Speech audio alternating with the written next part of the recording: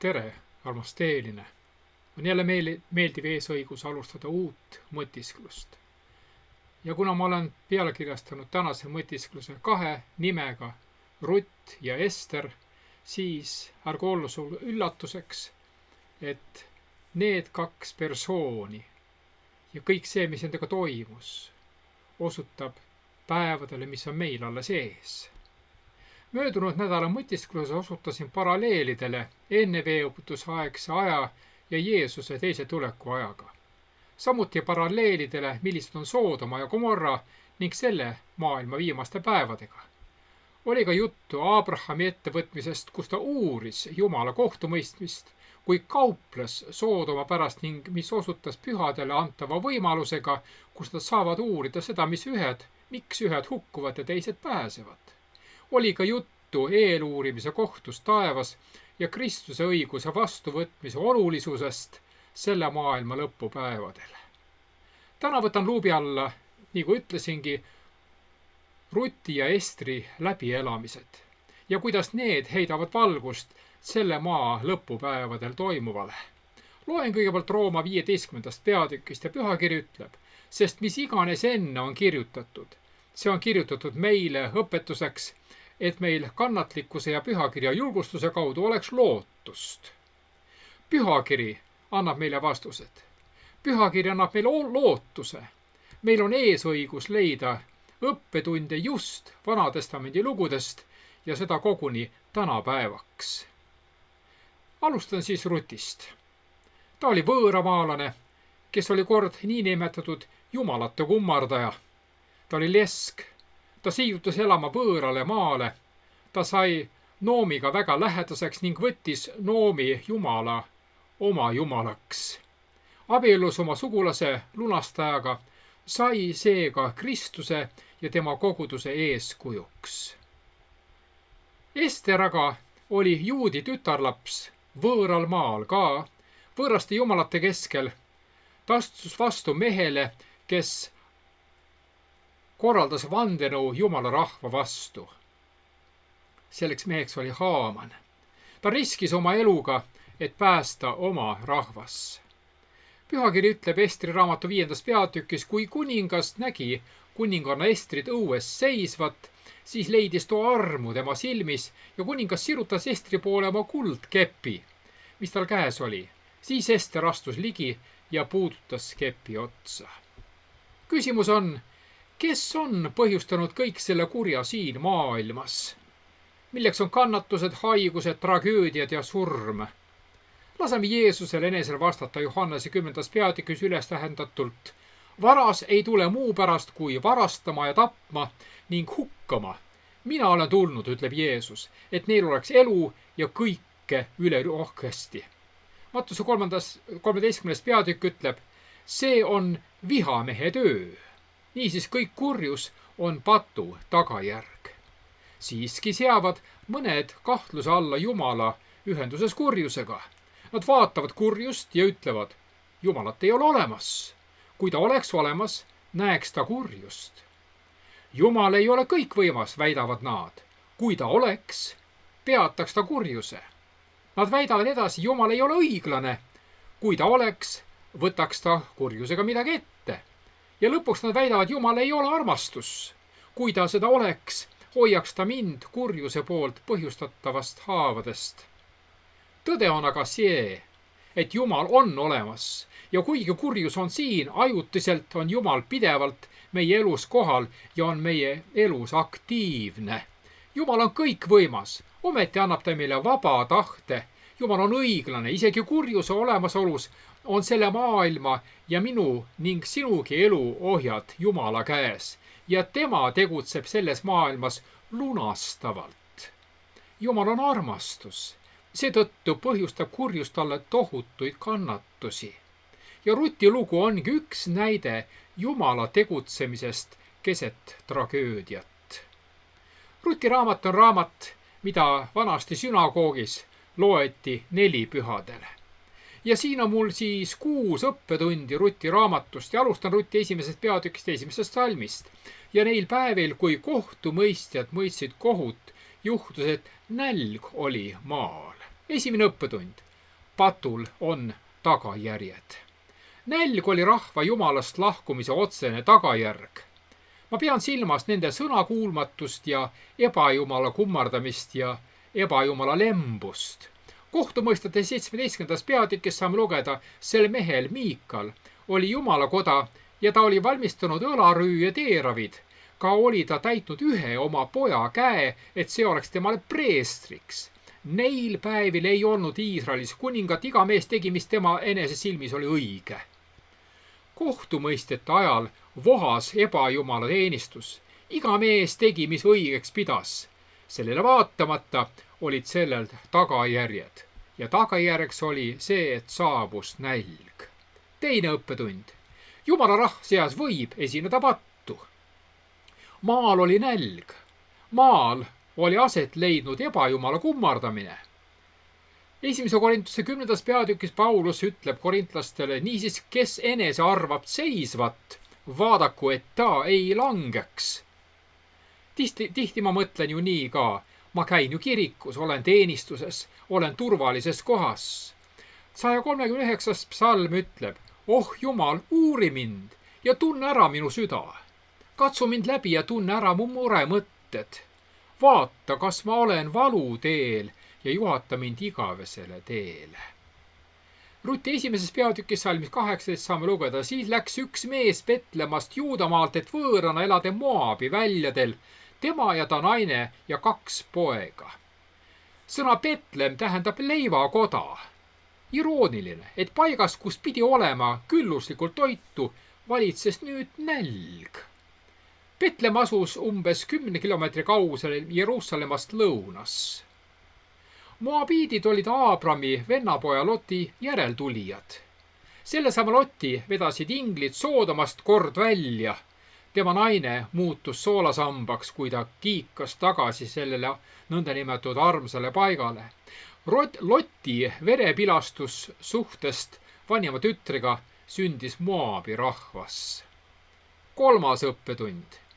Usu puudumisel on tagajärjed.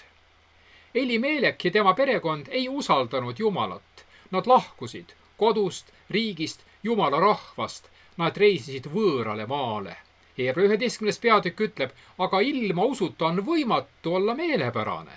Sest kes Jumala juurde tuleb, peab uskuma, et tema on olemas ja et ta annab palga neile, kes teda otsivad. Ruti 1. peatükis 2. salmis saame lugeda, selle mehe nimi oli Elimelek. Ta naise nimi Noomi ja ta 2 poja nimed Mahlon ja Kiljon. Nad olid efratlased Betlemmast Juudamaalt ja nad tulid Moabi väljadele ning jäid sinna. Nimi Elimelek tähendab minu Jumal on kuningas. Nimi Noomi tähendab meeldiv. Hiljem nimetatud Maaraks, mis tähendab täiskibedust. Mahlon tähendab haigus. Kiljoni nimi tuleneb tüvest lõpuks olema, läbi saama, kuluma. Võib tähendada ka raiskamist või igatsemist. 4. õppetund. Sõna kuulmatusel on tagajärjed. Elimelek lahkus oma maalt, rahvast ja Jumalast võõrale maale. Astus väljapoole Jumala tahet. Ometi ei jätnud Jumal meid pattu ega nende tagajärgede lõksu. Jumal saab tegutseda alati lunastavalt. Nii 3. Moose 26. peatükk nagu ka 5. Moose 28. räägivad õnnistuse ja needuse seadusest. Kui meie otsustame Jumalat järgida, järgnevad õnnistused. Aga kui me otsustame teda järjekindlalt eemale tõugata, võetakse õnnistused ära ja tuleb kohtuotsus. Loengi 3. Moose 26. peatükist, aga kui te ei kuula mind ega tee kõigi nende käskude järgi, vaid hülgate minu seadused ja teie hinged põlgavad minu kohtuseadusi, ütleb Jumal, nõnda et te ei tee kõigi mu käskude järgi, vaid tühistate mu lepingu, siis teen ka mina teiega sedasama, ütleb Jumal. Pange enda peale hirm, külvake seemet asjata, sest vaenlased söövad selle. Pöörake mu pale enese vastu ja teie vaenlased löövad teid. Need, kes teid vihkavad, valitsevad teie üle. mina saadan teie sekka metsloomi, toon teie vastu mõõga, saadan teie sekka katku, lõikan ära teie leivavaru, laastan linnad, teen maa laastatuks. Kas on veel lootust? Aga Ruti 1. peatükk jätkab 3. salmist, aga Elimelek, Noomi mees, suri ja Noomi jäi järele oma 2 pojaga ja need võtsid endile Moabi naised. Ühe nimi oli Orpa ja teise nimi Rutt ja nad elasid seal ligi 10 aastat. Nimi Rutt tähendab sõber või kaaslane. Orpa sageli mõistetakse seda kui kukla tagakülge või kangekaelset. Orpa teadupärast pöördus tagasi oma jumalate poole. 5. õppetund. Jumal tegutseb endiselt lunastavalt. Võib olla küsitav, et ta tegutseb. Nad hülgasid Jumala ja läksid paganlikule maale. Mees suri, pojad abiellusid paganlike hõimudega Jumala korralduse vastaselt. Nende 10 ühiselu aasta jooksul ei sündinud neile lapsi. Isegi kui meie ei kuuletu, pakub Jumal halastust ja andestust ning on võimeline seda heaks pöörama. Rooma 5. peatükk ütleb, kus patt on suurenenud, seal on ka arm saanud ülirohkeks.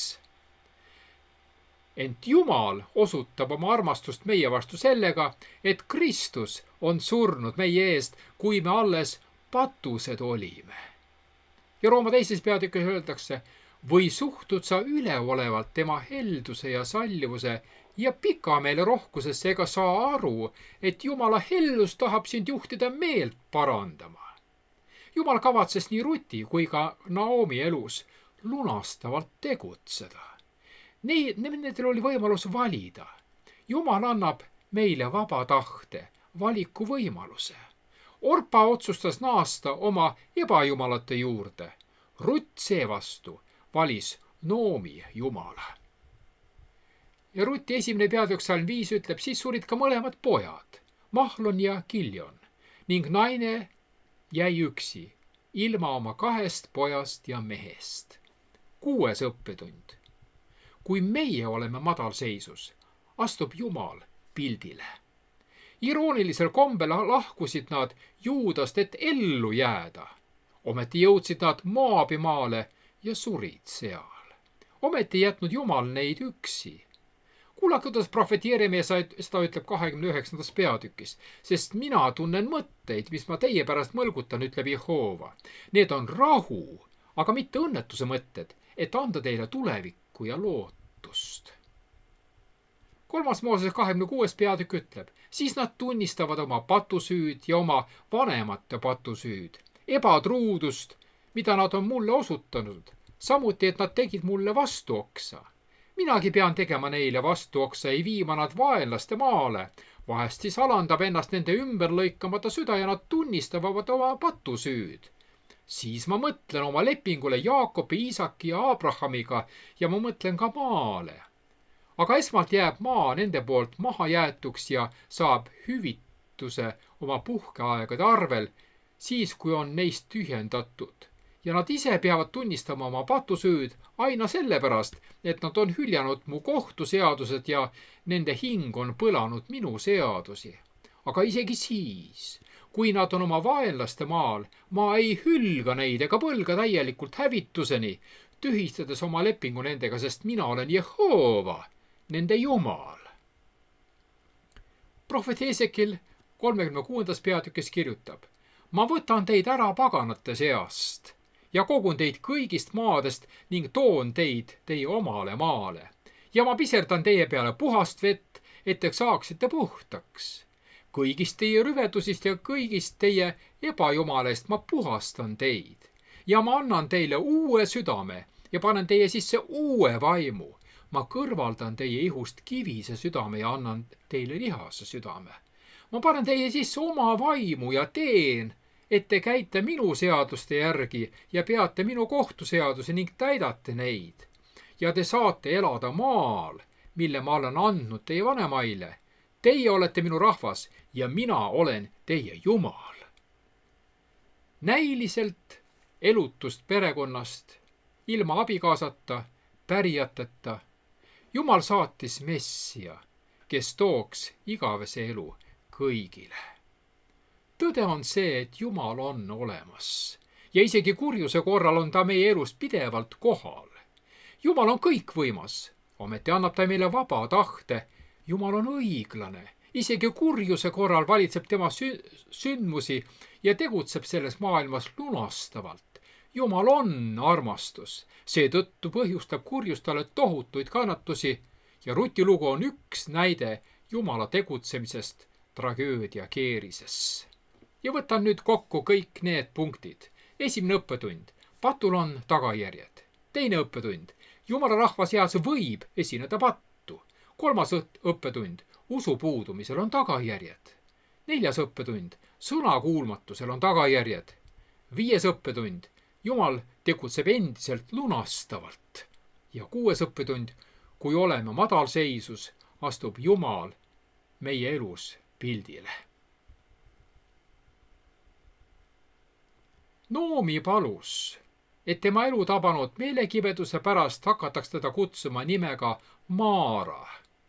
Patt on korvamatult kahjustanud meie suhet Jumalaga, surunud meid vaimulikku vaesusesse.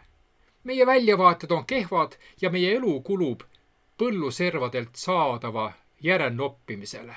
Elame rõõmu jääkidest, mida purunenud maailmas veel leidub, aga see kõik muutub hetkel, kui teeme tähelepanuväärse avastuse. Jumal ei ole meid unustanud. Ruti teisest peatükist saame lugeda, siis Boas küsis oma sulaselt, kes oli pandud lõikajate ülevaatajaks. Kelle noorik see on? Ja sulane, kes oli pandud lõikajate ülevaatajaks, vastas ning ütles, see noorik on Moabi naine, kes koos Noomiga tuli Moabi väljadelt. Ta palus, luba ma noppin ja kogun parmaste juurest lõikajate järelt. Nii ta tuli ja on püsinud hommikust kuni siiani, ta on ainult pisut aega kodus olnud. Siis Boas ütles Rutile, kas kuuled, mu tütar? Ära mine teisele põllule noppima ja ära mine ka ära, vaid seltsi siin minu tüdrukutega. Hoia oma silmad põllul, mida nad lõikavad ja käi nende järel. Ma olen poisse keelanud sinusse puutumast ja kui sul on janu, siis mine lähkrite juurde ja joo, mis poisid joovad. Siis Rut heitis silmini maha ja kummardas maani ning ütles temale, miks olen ma sinu silmis armu leidnud, et sa minust hoolid, kuigi olen võõras. Ja Boas vastas ning ütles temale, küllap on mulle teada antud kõik, mida sa oma ämmale oled teinud ja pärast oma mehe surma ja kuidas sa jätsid maha oma isa ja ema, oma sünnimaa ja tulid rahva juurde, keda sa enne ei tundnud. Issand taskugu su tegu ja täielik palk tulgu su issandalt, Iisraeli Jumalalt, kelle tiibade alla sa oled tulnud varjule. Ja Rutt ütles, ma olen sinu silmis armu leidnud, mu isand, sest sa oled mind trööstinud ja oled rääkinud oma teenijale meelepäraselt, kuigi ma pole ühegi su teenija vääriline. Söögi ajal ütles Boas temale, tule siia ja söö seda leiba ja kasta oma paluke äädikasse. Ja Rutt istus lõikajate kõrvale ja Boas ulatas talle kõrvetatud teri. Ja ta sõi, ta kõht sai täis ja teri jäi ülegi. Kui ta tõusis noppima, siis käskis Boas oma poisse öeldes, noppigu ta ka parmaste vahelt ja te ei tohi teda häbistada. Jah, koguni tõmmake temale vihkudest välja ja jätke maha, et ta neid nopiks ja ärge sõidelge teda. Nii noppis Rutt põllul kuni õhtuni ja rabas, mis talle oli noppinud ja sai ligi pool vakka totri.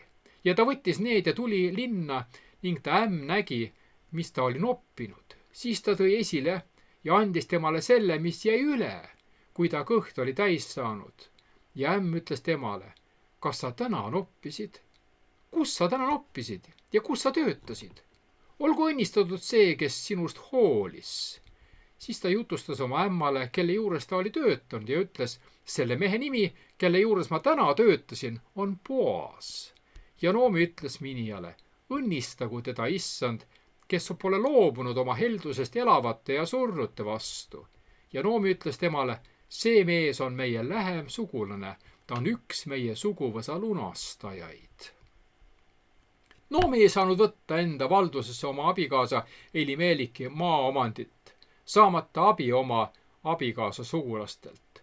Noomi lootis, et Rutil õnnestub abielluda tema surnud abikaasa lähisugulastega ja tuua Elimeleki nimel ilmale laps. Jumal oli Iisraelis seadnud sisse korralduse, kuidas võisid üksikisikud tagasi küsida tõotatud maast saadud pärandi osa. Ühel lähisugulasel oli vaja lunastada Elimeleki pärandi osa. Boas ei olnud mitte üksnes heatahtlik põllumees, vaid ta oli ka Elimeleki sugulane, kes sai maaomandi lunastada. Parimaks uudiseks oli avastus, et Boas, kes oli küll heasüdamlik ja helde mees, oli sugulane. Vaesus, milles need naised elasid, ei pidanud kestma igavesti.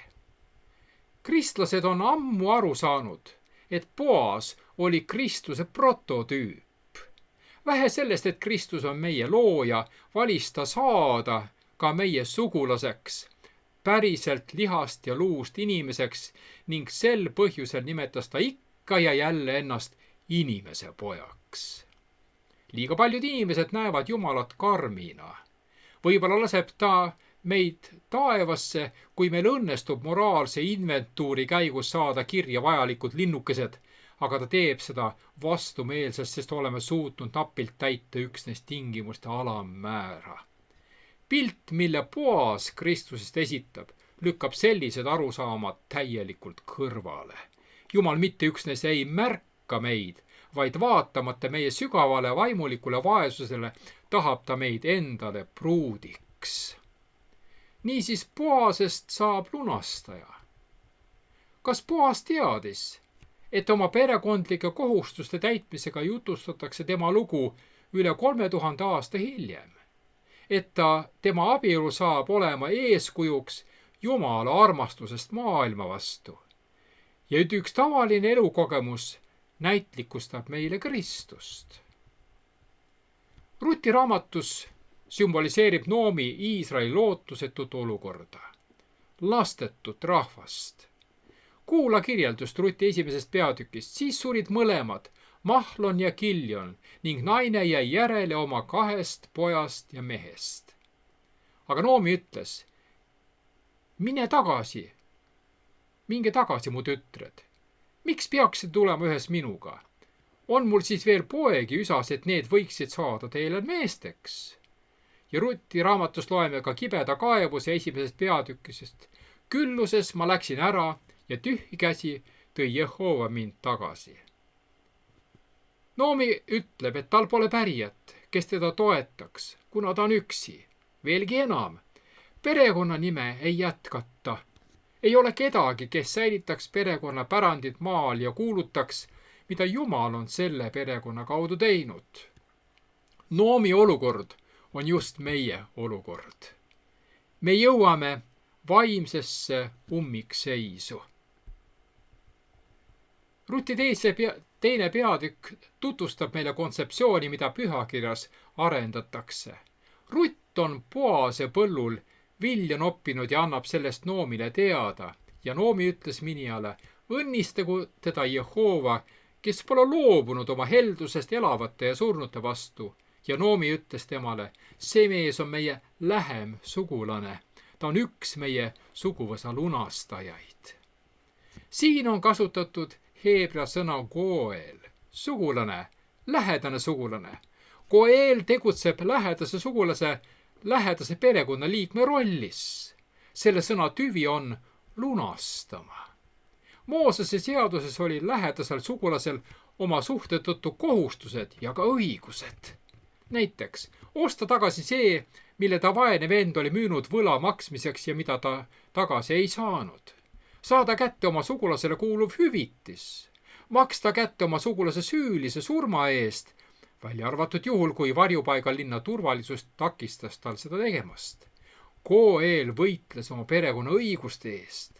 Ja õpetussõnade raamatu 23. peatükist loeme, sest nende lunastaja on vägev. Tema lahendab nende riiu asja sinu vastu. Üks peamine eesmärk säilitada perekonna pärandit, nende maad, mida Jumal oli neile andnud, ja nende suguvõsa liini.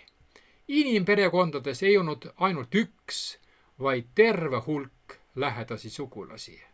Pane tähele, et traagiline kriis tekitab vajaduse, et suguluslunastaja hakkaks tegutsema. Seepärast viitabki termin koel Jumala tööle. Patt on meie jaoks traagiline kriis, kas pole? Seega vajame suguluslunastajat koeli. Ja 1. Moose 48. peatükis ütleb Jaakob, et Jumal on teda kurjast lunastanud. 19. salmis saame lugeda, kus Taavet hüüab Jumala poole sõnadega: minu tugevus ja mu lunastaja, koel. Jesaja kasutab sõna koel, osutamaks Jumalale koguni 13 korral. Kreeka keelde tõlgituna asendatakse see 3 sõnaga, mis tähendavad lunaraha. Need kreekakeelsed sõnad kehtivad eriti Kristuse kohta. Mattuse 20 ütleb: otse kui inimese poeg ei ole tulnud, et teda teenitaks, vaid teenima ja oma hinge andma lunaks paljude eest. Jeesus on meie lähedane sugulane, olles saanud üheks meist. Ja Heebra 2. peatükk kinnitab, sest nii hästi pühitseja kui pühitsetavad on kõik üht isa. Sel põhjusel temaga ei häbene neid nimetada vendadeks. Aga nüüd pöördudes tagasi Ruti loo juurde, saame 3. peatükist lugeda. Aga keskööl mees võpatas ja pööras end ja vaata, naine magas ta jalgade juures. Ja ta küsis: kes sa oled? Ja naine vastas: mina olen Rutt, sinu teenija. Laota hõlm oma teenija peale, sest sina oled suguvõsa lunastaja. Mida Rutt siin teeb? Ta teeb Boasele abielu ettepaneku, et ta täidaks lähisugulase kohustusi säilitada suguvõsa liini. See tähendab temaga abiellumist. Boas on nõus, aga ta tunneb perekonda ja toob üllatuse siia loosse. Ruti 3. peatükk teapatab: on ju nüüd küll tõsi, et ma olen sinu suguvõsa lunastaja, aga on ka lunastaja, kes on ligem kui mina. See tuletab meile meelde, et pattu on küll lähedasema sugulasena tervitatud, kuid selle esmane nõue tuleb kõrvaldada. Boas tõotab täita oma osa ustavalt. Ta andis nõu oodata, kuniks ta tegeleb oma lähisugulasega. Noomi kiidab teda selle eest, et ta on oma eesmärgini jõudnud. Ja ämm ütles: jää siia, mu tütar, kuni sa saad teada, kuidas asi õnnestub, sest see mees ei puhka, enne kui ta täna asja on toime saatnud. Ja peatükist 4 saame lugeda: Boas saab endale seadusliku lunastusõiguse. See siin on pilt Jeesusest, kes hoolitseb meie eelnõude eest ja seda teeb avalikult. Ta ei puhka enne, kui on asja lõpetanud. Ta maksab lunastuse hinna, võttes meid täielikult enda omaks, võttes kõik meie võlad, tervitades meid oma perekonda oma nimega, jagades meiega oma täielikku pärandit. See oli teise sugulase probleem. Ta ei tahtnud pärandit jagada. See oli isekus, mida me Jeesuses ei leia. Ta vabastab meid seaduslikult patu nõudmisest. Boase poolt teostatud lunastus garanteerib Elimeleki perekonna jätkumise. See ei oleks võimalik ainult inimjõul. Pidi olema sugulane lunastaja ja pakkus tuge Noomile tema vanas eas. Jehova andis, et ta sai käima peale ja tõi poja ilmale. Ja 4. peatükk läheb kogu kiitus ja austus Jumalale koeli ja õnnistuse eest, mille ta toob Ruti kaudu, poja eest, kes toetab teda tema vanas eas. Jumala juhtiv käsi oli kõige taga, mida Ruti raamatust leiame, et sünniks see abieluliit, mis viis lõpuks maailma lunastajani. Kui koeli tutvustati 2. peatükis, seostati seda Jumala Hesediga, tema armastava heldusega. Ruti raamat tuletab meile meelde, et abielu on näide ehk illustratsioon.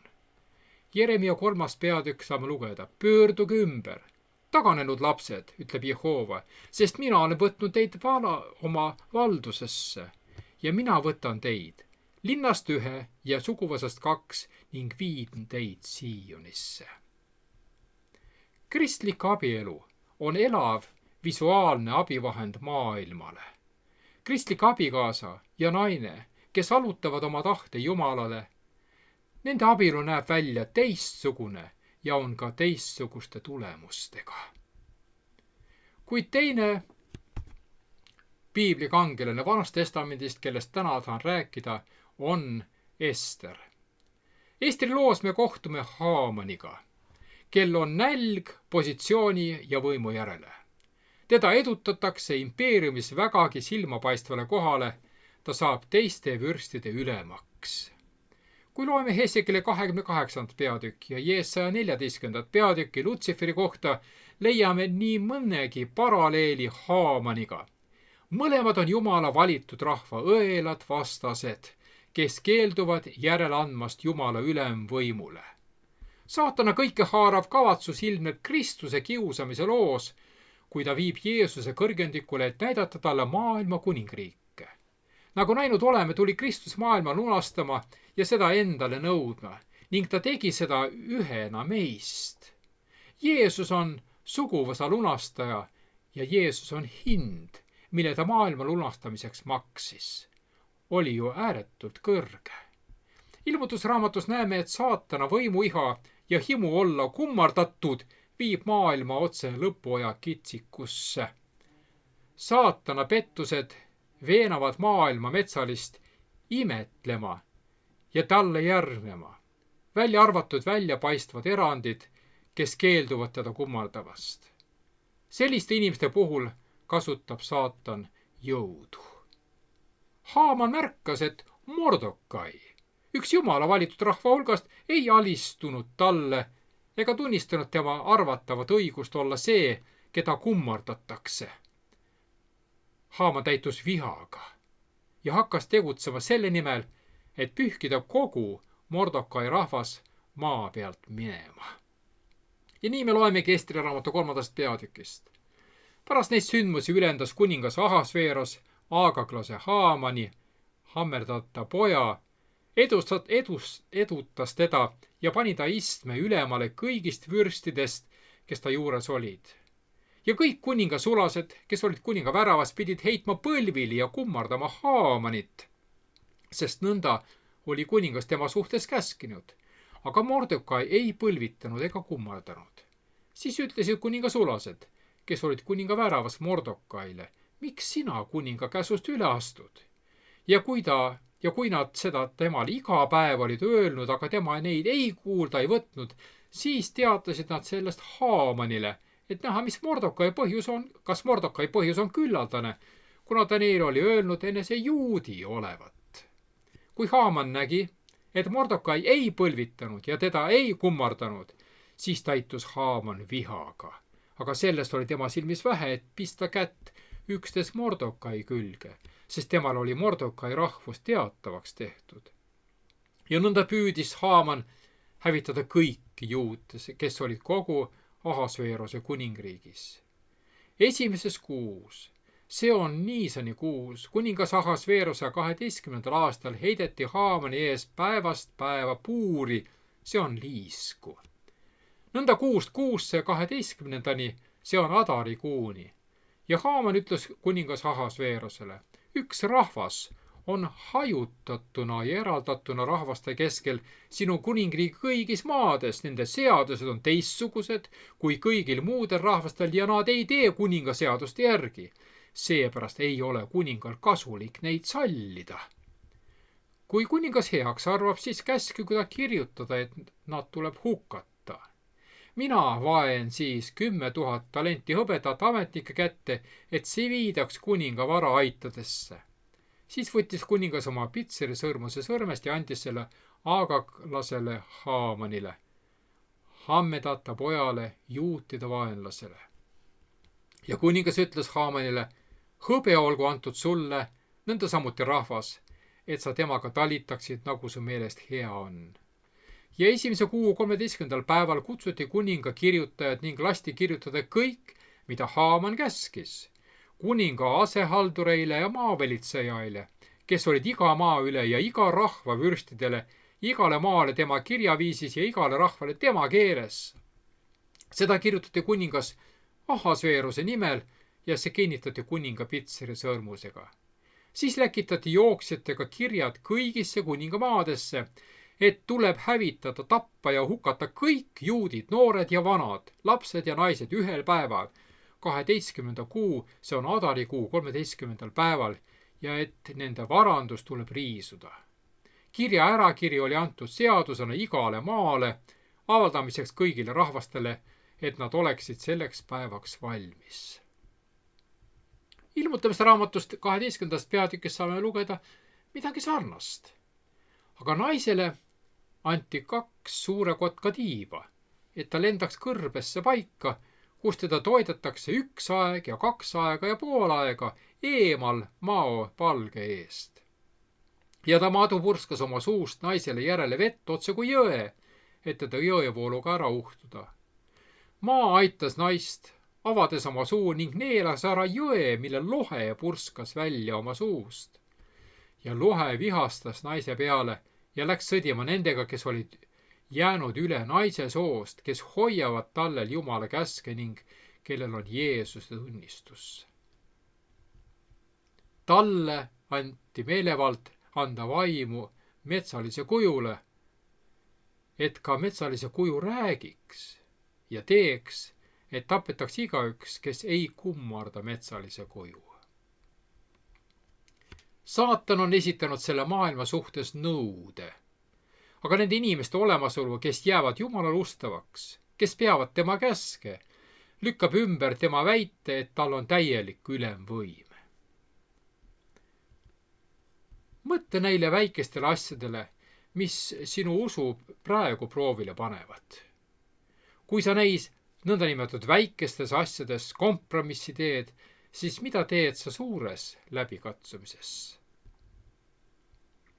Piibel on raamat, mida saab lugeda kogu elu ja iga kord sellest midagi uut leida. Ja kindlasti kehtib sama ka Esteri raamatu kohta. Ma olen Sioni tütar võrrelnud ilu ja õrna naisega.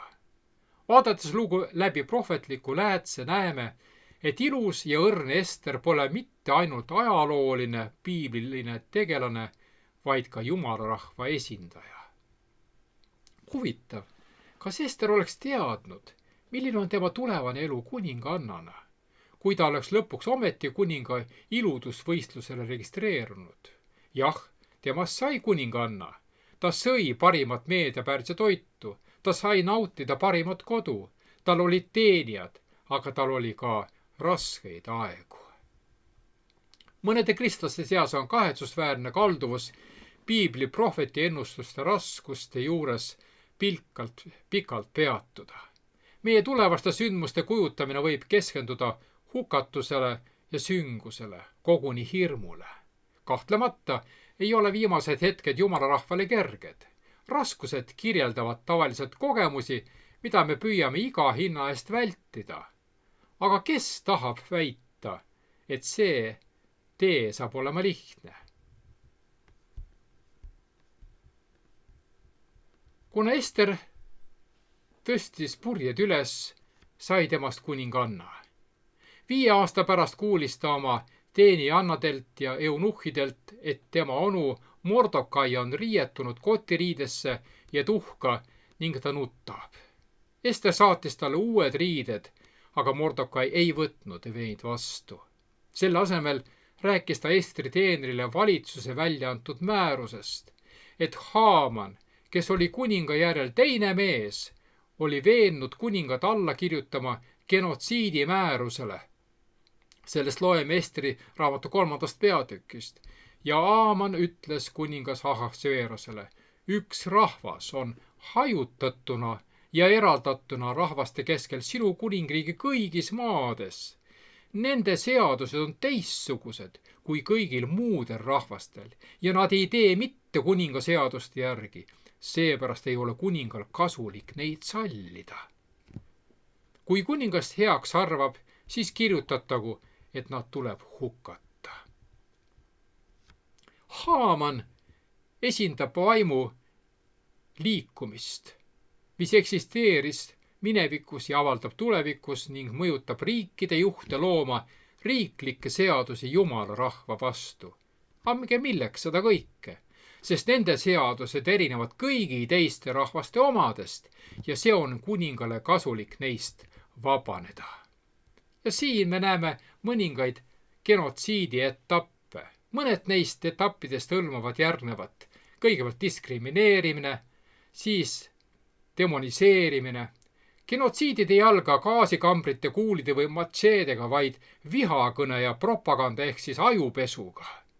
Organiseerimine. Haamani süžee oli hästi läbi mõeldud. Polariseerimine, ettevalmistus, tagakiusamine. Ester pidi olema teadlik, et tema rahvas koges meediapärises mõnd neist etappidest. Selleks oli põhjus, miks ta ei olnud oma rahvast avaldanud, vaid hoidis seda saladuses. Aga kuidas saab usklik end ette valmistada võimalikeks raskusteks, mis võivad kaasneda sellega, kui oled ustav Kristusele? Kes sina oled igapäevaselt? Kuidas sa seisad silmitsi igapäevaste võimalustega teha õiget asja, mis iganes ka maksaks? Seisad teiste ja tõe eest? Kas sa näed inimesi diskrimineerituna või marginaliseerituna ja lihtsalt istud seal või tuled nende kõrvale? Kui näed midagi valesti, kas võtad oma seisukoha? Kas oled valmis kannatama või keskendud naudingutele ja tarbimisele ning mugavuse teele? Kas pole ausad küsimused? Mordokai paljastab oma arusaama inimloomuse nõrkusest, kõrvalseisja efektist. See on sotsiaalpsühholoogiline nähtus, kus inimesed aitavad ohvrit vähem, kui teised on kohal. Ja ta ütleb talle 4. peatükis. Siis Mordokai käskis Estrile vastata, ära mõtle, et sa kuningakojas paremini pääsed kui kõik muud juudid. Sest kui sa sel ajal tõesti vaikid, tuleb juutidel abi ja pääste mujalt. Aga sina ja su isa pere hukkute. Ja kes teab, kas sa mitte ei olegi just selle asja pärast pääsenud kuninglikku seisusesse. Sa võib-olla oled kuulnudki ütelust, et kurjad inimesed on oma eesmärki saavutaksid, on vaja vaid, et head inimesed oleksid vait. Keegi ütles, suurim tragöödia pole mitte kurjade inimeste jõhkrus, vaid pigem heade inimeste vaikimine. Ja keegi sakslane on öelnud, kurjuse ees vaikimine on iseenesest kuri. Mitte rääkimine on ka tegelikult rääkimine. Mitte tegutsemine on tegelikult ka tegutsemine. Kurjus õnnestub siis, kui head inimesed midagi ei tee. Ja pühakiri ütleb Hesekieli 33. peatükis, aga kui vahimees näeb mõõga tulevat, aga ei puhu sarve ega hoiata rahvast, ja mõõg tuleb ning võtab ära nende hulgast ühe hinge, siis võetakse see küll ta oma süü pärast, kuid tema verd ma nõuan vahimehe käest. Jumal peab meid vastutavaks sõnavõtmise eest. Ester rääkis, aga enne kui ta rääkis, paastus ja palvetas ta 3 päeva. Kõik tema lähikondlased ühinesid temaga. Palve ja paastumise kaudu sai ta julgust ja tarkust, et teada, mida teha, kutsuda Haaman õhtusöögile. Võib-olla sealt pärinebki ütlus, tee mehe südamesse käib läbi tema isu ehk kõhu. Kust leida lootust raskete olukordade keskel? Kui ma läbin selle kellegagi, kes mind armastab ja keda mina armastan, ma ei ole ju üksi ja et ma ei ole ressurssidest ilma jäänud, sest Jumal on minu ainus tugi. Olgu see motoks sulle ka järgnevateks päevadeks, peatse kohtumiseni.